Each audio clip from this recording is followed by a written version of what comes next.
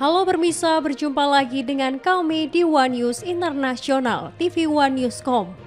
Serangan cyber melumpuhkan sistem check-in dan boarding di sejumlah bandara besar Eropa, termasuk Heathrow London, Brussels, dan Berlin, sehingga memicu keterlambatan hingga pembatalan penerbangan. Informasi lainnya, ratusan demonstran muda bentrok dengan polisi di Plaza San Martin 5, Sabtu 20 September. Aksi bertajuk Generasi Z March ini memprotes kebijakan pensiun Presiden Dina Boluarte dan melonjaknya angka kejahatan hingga berujung pada gas air mata dan kekacauan di pusat ibu kota Peru. Selengkapnya hanya di One News Internasional.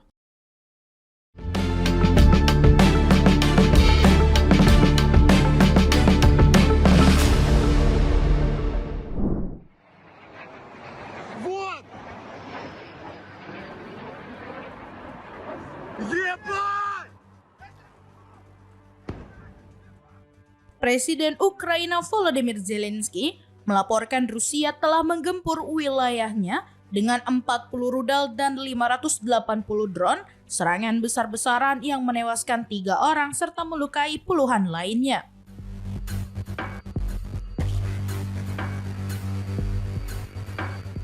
Zelensky melalui unggahan di media sosial menyebut Rusia meluncurkan rudal jelajah, rudal balistik, serta ratusan drone berbagai jenis dalam gelombang serangan tersebut.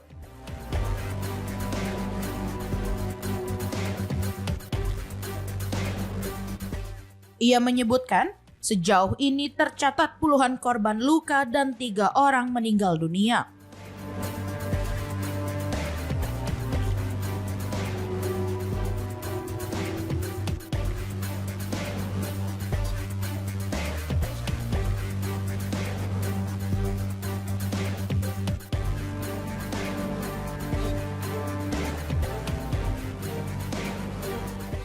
Di Dnipropetrovsk, Kepala Administrasi Militer Sergei Lisa menyampaikan bahwa serangan tersebut menewaskan 1 orang dan melukai 26 lainnya, dengan 1 korban dalam kondisi kritis.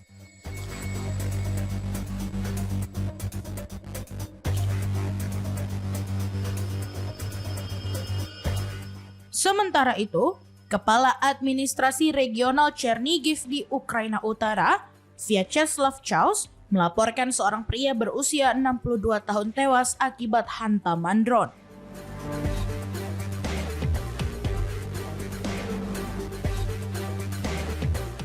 Serangan ini memaksa Ukraina mengeluarkan peringatan udara nasional di berbagai wilayah.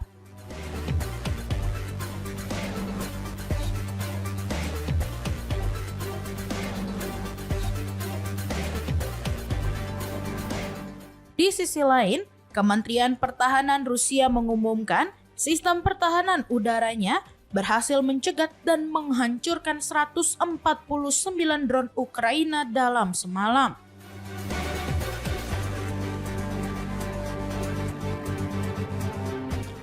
Moskow dalam beberapa bulan terakhir memang meningkatkan tekanan militer di Ukraina Timur dengan fokus memperluas kontrol di Donetsk dan Luhansk.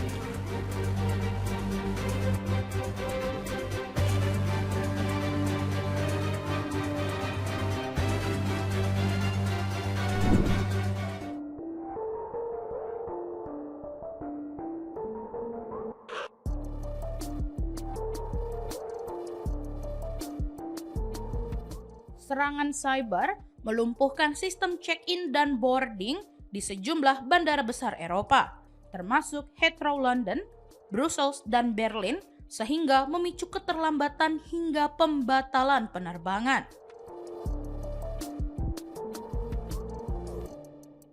Operator bandara Brussels menyatakan gangguan ini membuat sistem otomatis tidak dapat dipakai, sehingga seluruh proses check-in dan boarding harus dilakukan secara manual.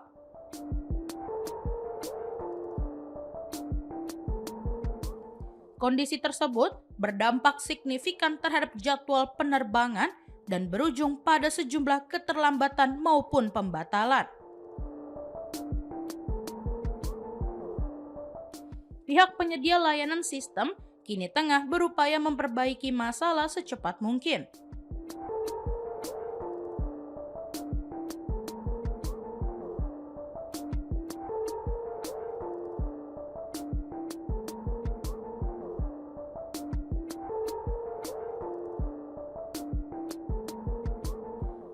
Bandara Heathrow juga melaporkan adanya keterlambatan akibat gangguan teknis pada pemasok pihak ketiga.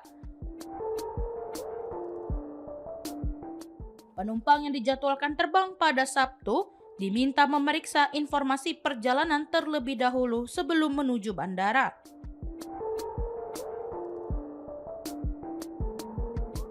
Sementara itu, Bandara Berlin melalui situs resminya menjelaskan bahwa kendala teknis pada penyedia sistem yang digunakan di seluruh Eropa membuat antrian di kantor check-in lebih panjang dari biasanya.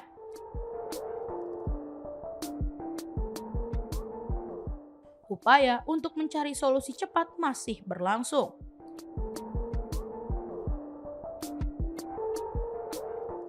Di sisi lain, Bandara Frankfurt dipastikan tidak terdampak oleh insiden cyber ini, menurut keterangan juru bicara setempat.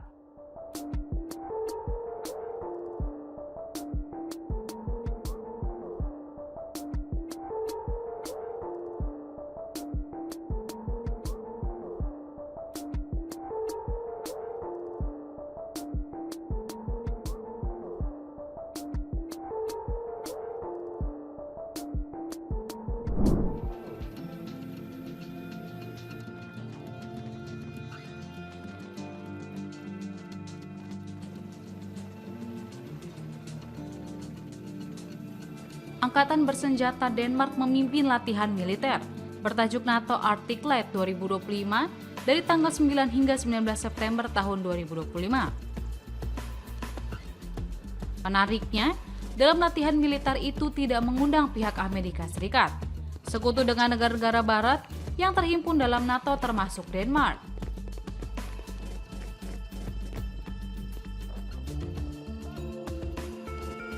Latihan gabungan tersebut melibatkan 550 personel militer dari Denmark dan sekutu NATO. Namun, Rusia mengecam latihan tersebut. Duta Besar Rusia untuk Denmark Vladimir Barbin mengatakan jika Denmark terus memperkuat kehadiran militer mereka di sana. Rusia juga menuding Denmark secara jelas ingin menunjukkan peran kuat mereka dalam keamanan Eropa, terlebih saat perang Ukraina berlangsung berlarut-larut.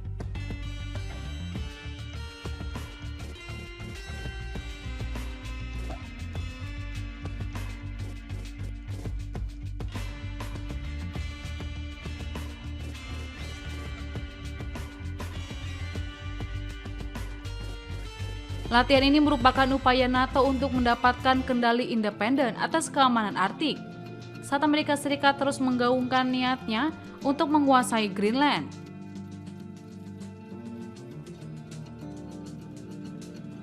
Arctic Led 2025 juga menjadi tanda kalau NATO dan Rusia kini sama-sama menguatkan keberadaan militer mereka di sepanjang perbatasan Baltik hingga Arktik.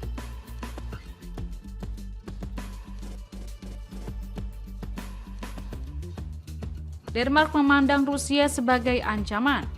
Dan ketika perang di Ukraina berakhir, invasi berikutnya menjadi ancaman nyata bagi negara-negara Eropa.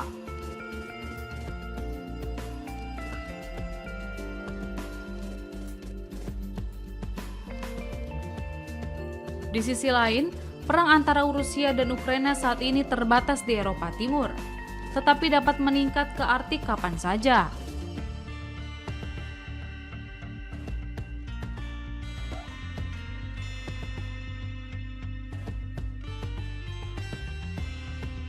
Rusia telah berulang kali menuduh Eropa menekan Presiden Amerika Serikat untuk mengambil tindakan militer di Ukraina.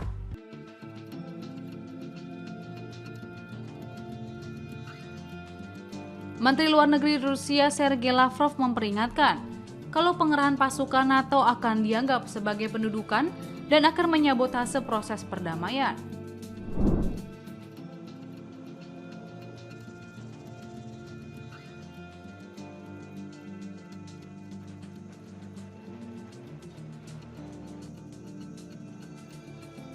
Venezuela menggelar latihan militer sehari bagi warga sipil di Caracas dan sejumlah wilayah lain pada Sabtu 20 September.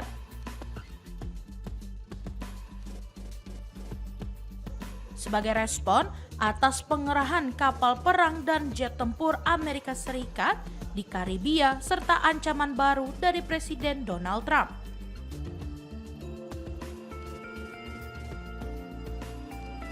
Latihan tersebut berlangsung di kawasan Patare, Caracas, dengan penutupan jalan utama untuk kursus singkat terkait penggunaan senjata hingga taktik perlawanan.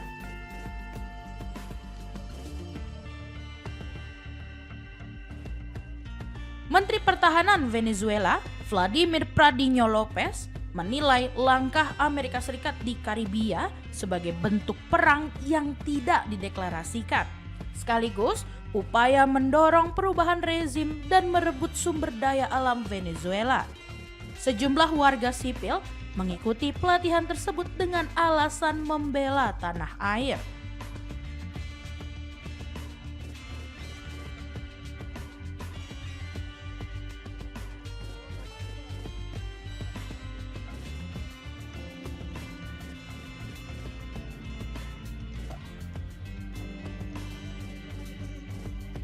Presiden Nicolas Maduro yang dituduh Amerika Serikat terlibat kartel narkoba sejak lama berusaha melibatkan masyarakat sipil dalam pertahanan negara.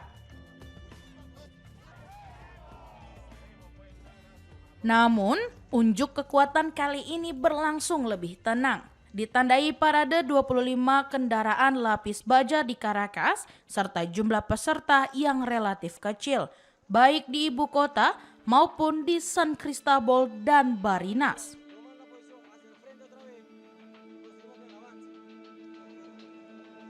Di Patere, relawan dibagi dalam kelompok berisi 30 orang untuk mempelajari penanganan senjata, penggunaan masker, pertolongan pertama dasar, hingga materi ideologi.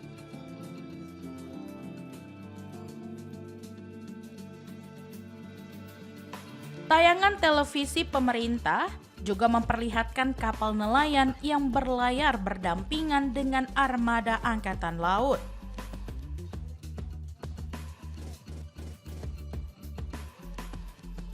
Lopez menyebut kegiatan itu sebagai tonggak baru dalam revolusi militer yang melibatkan rakyat bersama angkatan bersenjata.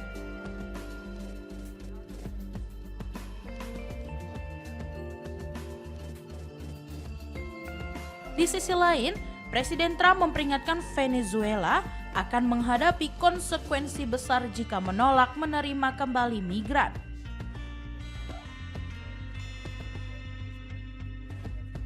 Sehari sebelumnya, pesawat Amerika Serikat memulangkan 185 warga Venezuela ke Caracas, menambah total pemulangan menjadi lebih dari 13.000 orang sejak awal tahun ketika Trump kembali berkuasa.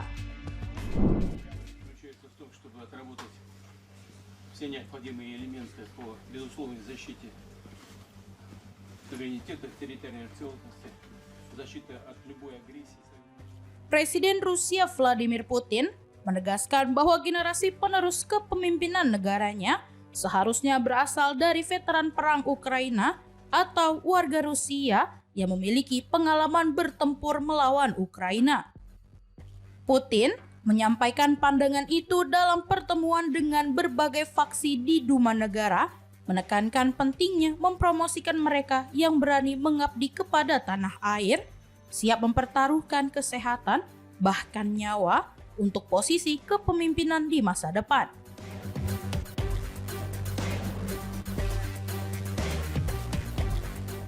Pernyataan ini mencerminkan dominasi nasionalisme garis keras dalam politik Rusia dan menandai lanjutan ketegangan Moskow dengan Barat.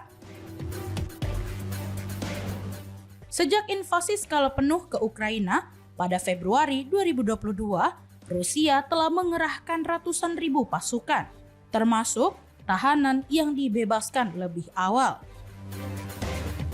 Sementara, kerugian resmi jarang dipublikasikan. Laporan BBC dan media zona memperkirakan lebih dari 130.000 personel tewas atau terluka.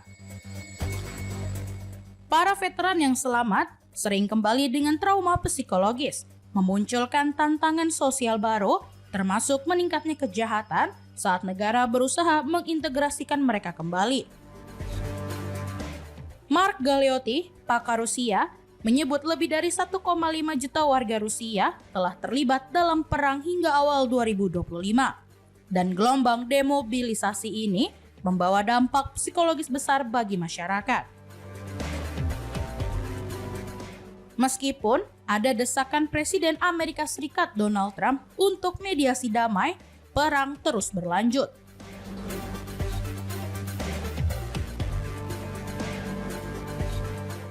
Rusia telah merebut sekitar 1/5 wilayah Ukraina, menolak tawaran gencatan senjata, dan menyatakan tujuan invasinya untuk mencegah Ukraina bergabung dengan NATO, serta melindungi etnis Rusia. Sebaliknya, Ukraina menuduh Rusia melakukan agresi imperialistik yang berupaya menghapus kedaulatan dan identitas nasional mereka.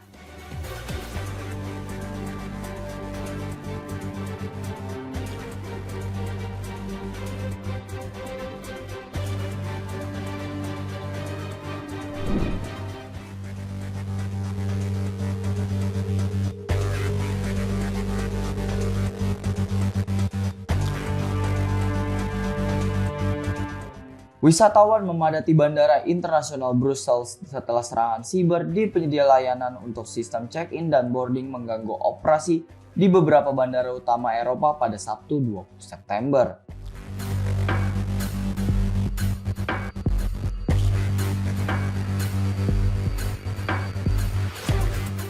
Juru bicara bandara Ariane Goossens mengatakan bahwa check-in dan boarding dilakukan secara manual sampai solusi ditemukan.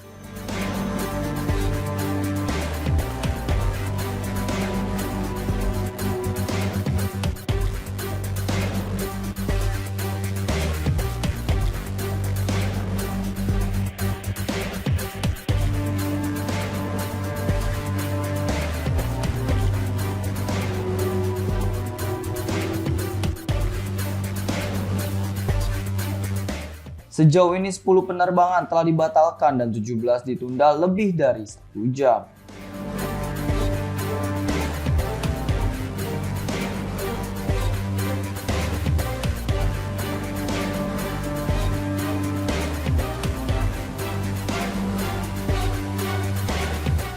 Collins Aerospace, penyedia sistem check-in dan boarding untuk beberapa maskapai penerbangan di berbagai bandara global, mengalami masalah teknis yang menyebabkan penundaan penumpang.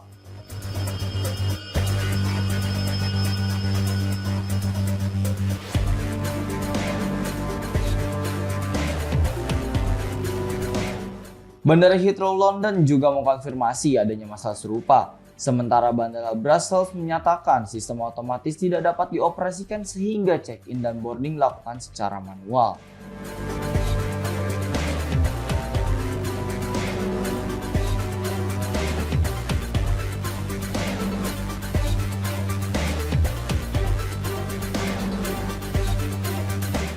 Selain itu, Bandara Berlin-Brandenburg di Jerman juga melaporkan masalah teknis yang memicu waktu tunggu lebih lama bagi penumpang.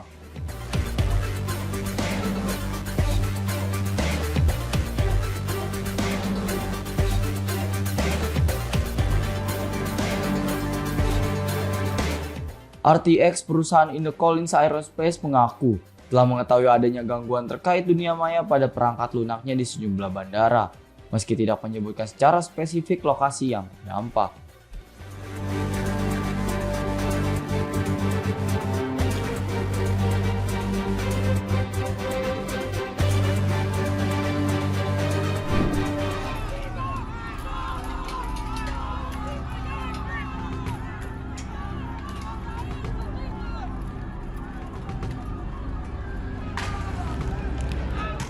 Ratusan demonstran mayoritas anak muda bentrok dengan polisi di Lima pada Sabtu 20 September 2025.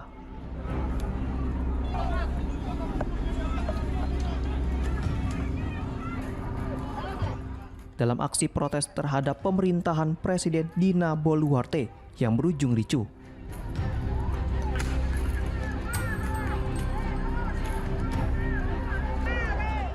Bentrok pecah di Plaza San Martin ketika aparat menggunakan gas air mata dan tameng untuk membubarkan massa.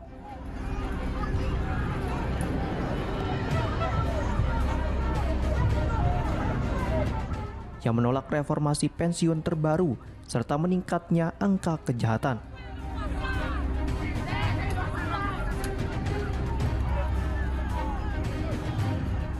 Aksi bertajuk Generasi Z March ini digagas oleh mahasiswa dan aktivitas.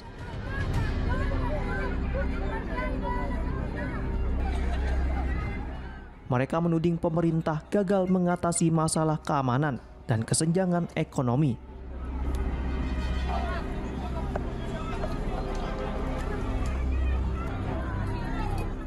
Sekaligus mengecam penggunaan kekerasan berlebihan dalam aksi-aksi sebelumnya.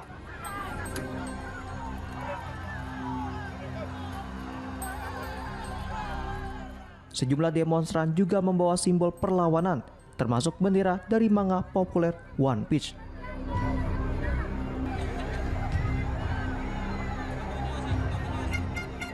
Yang belakangan kerap muncul dalam gelombang protes global pada musim panas 2025.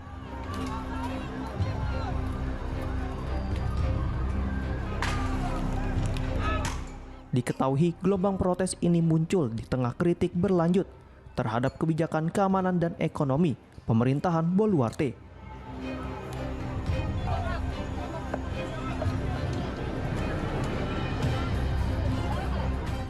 Aksi serupa dijadwalkan berlanjut pada Minggu 21 September 2025.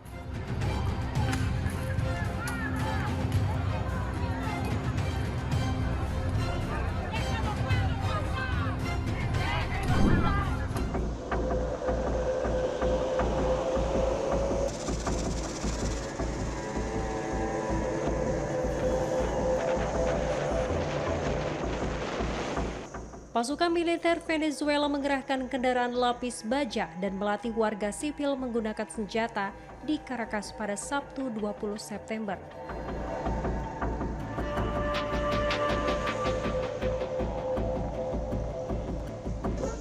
Hal itu dilakukan di tengah meningkatnya ketegangan dengan Amerika Serikat, menyusul penumpukan militer Amerika Serikat di Karibia dan serangan terhadap kapal-kapal Venezuela.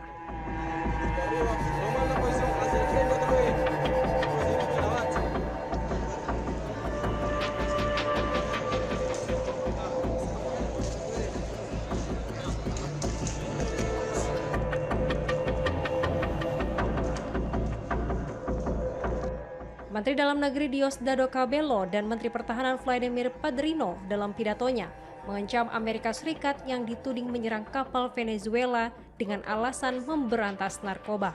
Así que nosotros no queremos aquí que vengan los gringos a esclavizar.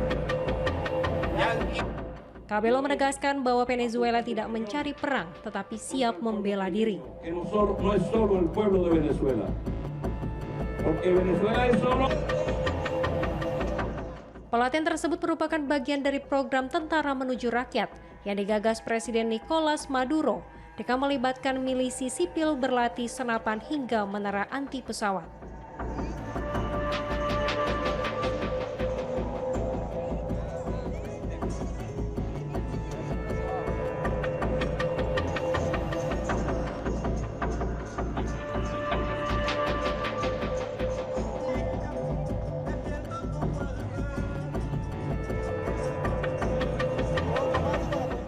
Maduro juga mengirim surat kepada Presiden Amerika Serikat Donald Trump untuk membuka dialog langsung, sekaligus membantah tuduhan Washington bahwa Venezuela melindungi pengedar narkoba.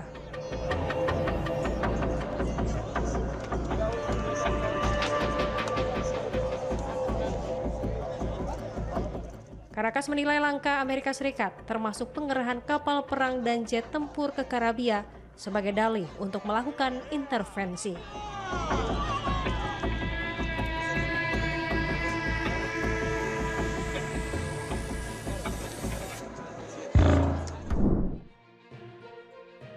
Demikian informasi yang dapat kami sampaikan Permisa.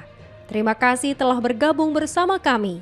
Sampai jumpa di One News Internasional berikutnya setiap pukul 8 malam hanya di kanal YouTube TV One News.com.